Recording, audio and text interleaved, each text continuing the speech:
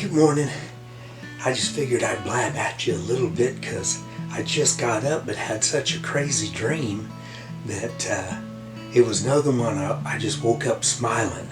We were in Solitude, Indiana. It's kind of where I grew up with some of the gang there.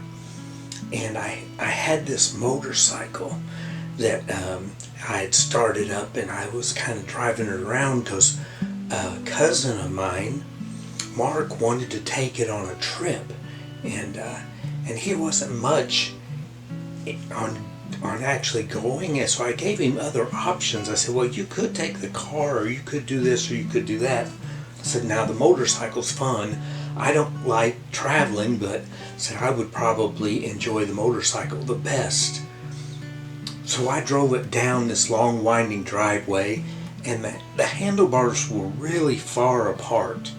And I thought at first I would warn him about that, but then I thought, he's a bigger fellow than me.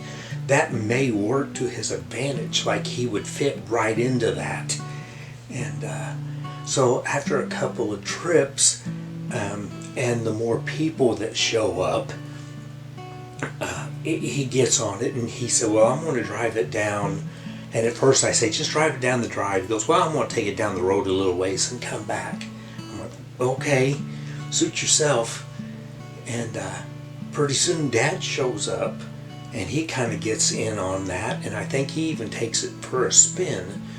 But Dad kind of complicates things a little bit because he tries to start it when it's already started. And I said, well, Dad, it's already going. It's just quiet. It's not a loud bike. It's chilled, kind of like my personality. And he said, well, I turned the volume up a little bit on the radio. I guess it had like a built-in stereo system. I said, well, I turned it back down because without it being down, you can't really tell how your engine is going. You've got too much sensory stuff coming in. You kind of need something a little quiet.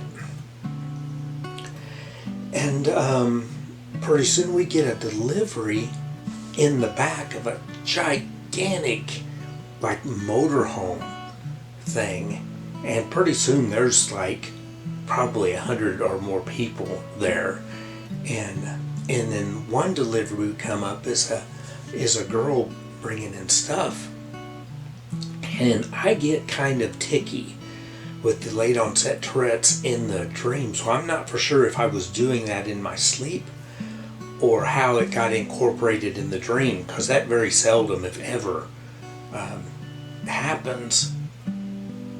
But I explained to her what's going on, and she looked at me like, oh, wait a minute, that wasn't you just being funny type thing, that would, and it's like putting two and two together. Ding. And he said, no, I have it. And then I ticked a few more things that were kind of humorous, I guess, for what was going on. And then she just left. And then another fella, and it was part of the delivery group too, but a different delivery group. He was talking about the bike, and then about his kids getting this, I think in this one there was a message that you could call and talk to your favorite star. It would be, I think there was some older ones mentioned in the dream, probably because of my age, but like you could dial up the number and talk to Charles Bronson or whatever, and but it would charge you a fee, and their kids were getting out of hand with it. And then I cracked a joke where, you could, you talked to them 75 times, and their kid was like, no, I swear, Dad, it was only 3 times. So they were multiple billing you.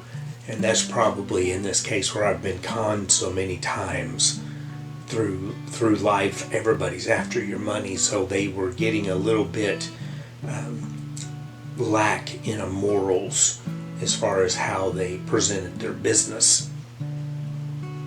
And Candace was there, a girl I worked with that always took care of me good with the Tourette's and the stuff. And we got along great. We were a good team, and that was nice. I'm trying to think of what all was going on there. But that's about all I can remember now. But it was such a busy atmosphere at the end. It just started with a couple of us, and the more people just kind of barreled in. But I'm going to go ahead and let you go. I did start just kind of briefly sketching that. You know, so I don't know how that's going to go, but I think I might start over and do it in watercolor pencil, but in just the black watercolor, and try to, you know, get it fairly shaded and see what it looks like if I just try to make a black and white sketch out of just the black watercolor. I'll probably have to highlight in maybe some white paint or something if it doesn't, you know, if it's permanent. That might be groovy. But I'll blab at you later, and you guys have a great rest of your day. Bye.